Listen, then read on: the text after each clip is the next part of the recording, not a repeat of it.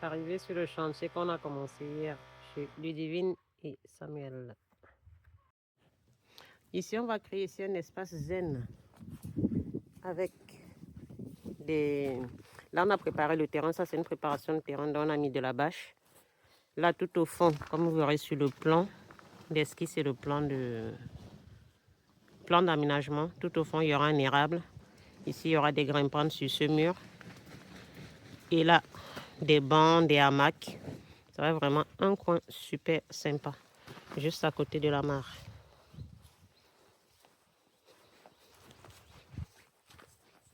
Et là, on a l'allée. Là, on continue l'année avec un choisia orangé du Mexique qui est installé juste là où il y aura le banc avec son parfum. Là, on a mis encore plein d'autres plantes qu'on a intégrées. Ici, un mahonia, floraison automnale. Le deutzia qui va fleurir en été. Belle floraison blanche. Ici, un rosier. Il est en racine nue, mais il va pousser très très vite. Et là, forsythia, printemps, magnifique, magnifique floraison jaune. Ici, ça c'est l'entrée. Donc, Samuel a fabriqué une hache. Et puis, cela va être prolongé. Ça fera un peu style le hache tunnel. Pour faire une belle entrée. Et sur l'hache, on va faire monter une glycine de ce côté. De l'autre côté, il y aura du jasmin. Du jasmin qui va garder les feuilles. De ce côté, on a la clématite, une clématite montana. Donc, il y aura une autre hache et hop, ça fera une hache tunnel. Ici, massif d'entrée, on a un rhodo, magnifique rhodo qui va fleurir, je pense, ce printemps déjà.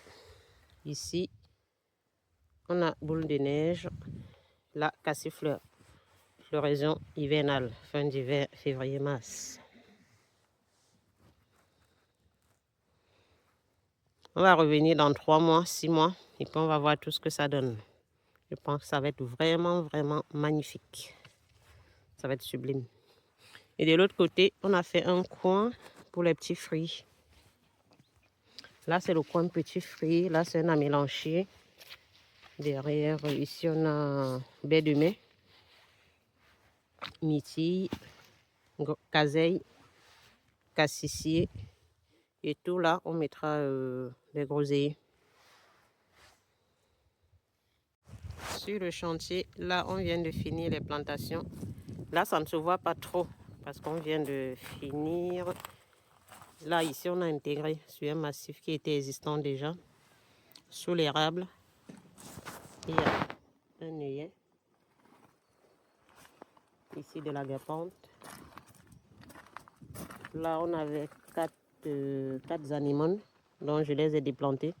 J'en ai laissé 2 et intégré au milieu le chair. Toujours distancer les plantes. Et dans la rocaille, il y a du leucanthonum. De l'autre côté, le nepeta qui fleurit bleu.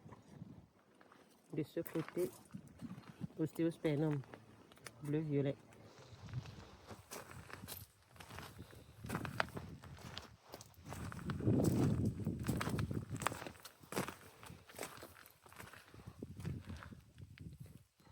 Ici, sur l'allée, des arbustes fleuris. Perovskia, millepertuis arbustifs,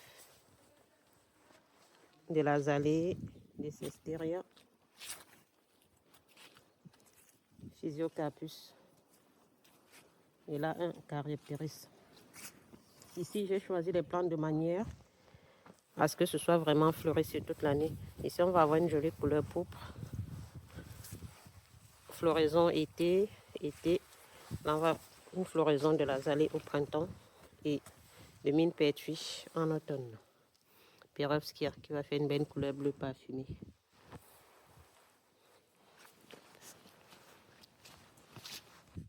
Hop, on a l'arrivée de Ludivine. Emeraude, tu sais, avant toi, ça me semblait impossible. Et depuis toi, et ben voilà, j'ai un nouvel élan et je te remercie énormément. C'est super, je suis trop contente. Mon jardin prend vie et peu d'entretien. grâce au miscanthus. Oui, ça c'est Et sûr. beaucoup de couleurs toute l'année, c'est ce que je t'avais demandé. Exactement. Bah, merci. Hein. Merci à toi, merci pour la confiance. Et Samuel, ici, Samuel a fait construire une magnifique, on va dire quoi, c'est pour le kiosque. Là, on va faire monter le... Ici, on a déjà de ce côté le rosier, de l'autre côté aussi. Et là, on mettra du kiwi. Et ici, on installera un banc. Il y aura un banc qui va être installé là, avec des kiwis qui vont monter tout au-dessus de ce que Samuel a fabriqué. Avec du fer à béton. Ça remplace aussi très bien le treillage.